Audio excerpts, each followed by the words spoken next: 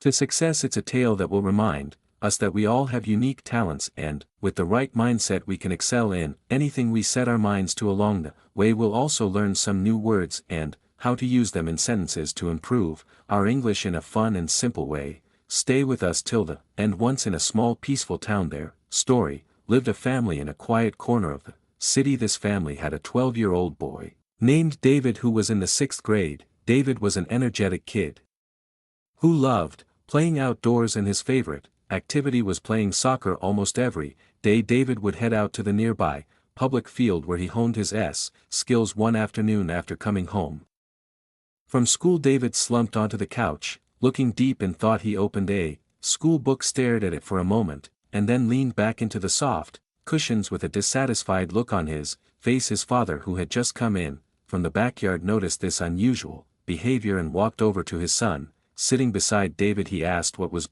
bothering him. David explained that he had received a poor grade in math, but that wasn't what was truly upsetting him. He shared that his close friend and neighbor Matt always seemed to score high in math no matter how hard David tried. He just couldn't seem to do as well. Hearing this, David's father went to get a glass of water to calm his son.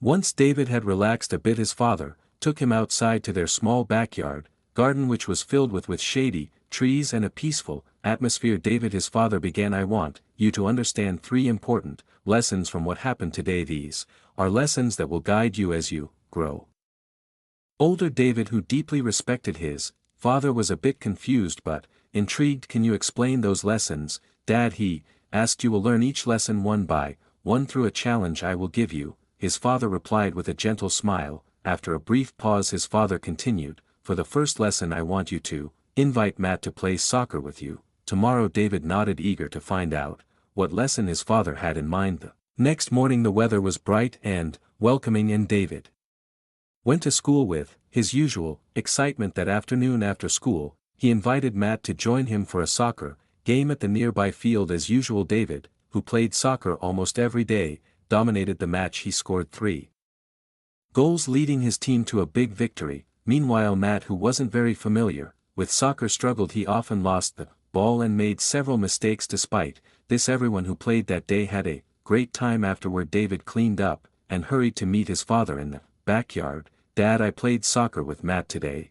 What's the first lesson you want to teach me? His father smiled knowingly and said, tell me how the game went. David described everything from his 3 goals to how Matt wasn't very good at soccer. His father nodded and said, look at this, David. Matt may not be good at soccer, but he's great at math, just like how you might struggle with math, but excel at soccer. We're all different, and that's okay. We each have our own strengths and passions. David felt a wave of understanding wash over him. He realized that people are different and don't have to be the same. But curious as always, he immediately asked about the second lesson. For the second lesson, his father said, I want you to pay close attention to Matt tomorrow at school. Keep track of how often you see him counting numbers. The following day, David eagerly went to school, excited to complete his father's challenge. Throughout the day, he quietly observed Matt, noticing how often he was engaged in math-related tasks. After school, David passed the time playing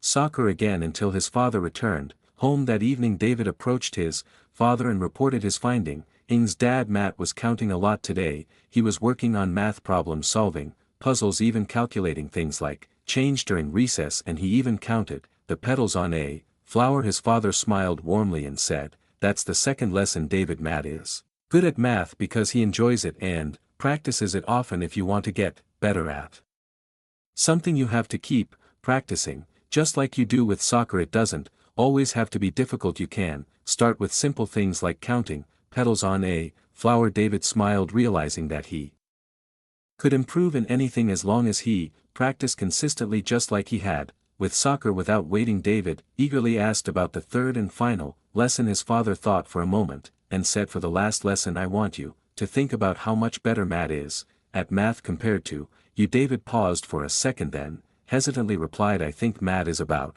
3 times better at math than I am. All right, his father said, for the last challenge, I want you to study math 3 times harder tomorrow. David swallowed nervously but nodded, determined to tackle the final challenge. The next day after school, David sat down to study math. After an hour of intense focus he decided to push through and study for 2 more hours. Tripling his usual effort, but before he could finish his head started to throb, and without realizing it he fell asleep. Later he was gently woken up by his father's soft tap. "Wake up for dinner and meet me in the garden afterward," his father said, feeling disappointed in himself. David met his father, his head hung low. "I'm sorry, Dad," David said. "I couldn't complete the challenge. I studied so much that my head hurt and I ended up falling asleep." His father gently patted David's head and said, "David, this is what happens when you try to master something you don't enjoy. It's hard to stay disciplined and consider consistent, but when you study something you love, discipline and consistency feel much lighter, just like how you stay dedicated to playing soccer." After a brief silence his father gave him the final piece of advice: "So if you want to be smart and become an expert at something, either study what you love or learn to love what you're studying." David, filled with admiration for his father's wisdom, promised to carry these 3 important